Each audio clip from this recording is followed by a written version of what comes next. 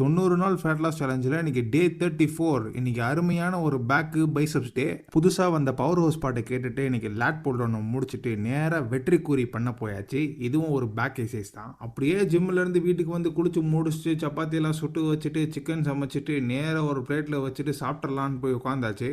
வழக்கமான மீல் தான், எந்த சேஞ்சஸும் இல்லை. மத்தியானத்துக்கும் ஆல்மோஸ்ட் சேம் மீல் தான். கொய்யாக்கு பதிலாக குக்கும்பரை மட்டும் ஆட் பண்ணி சாப்பிட்டு முடிச்சுட்டு ஐயோ ஈவினிங் வாக்கிங் போகணுமே ஒரு யோசிச்சுட்டே உட்காந்துருந்தேன்.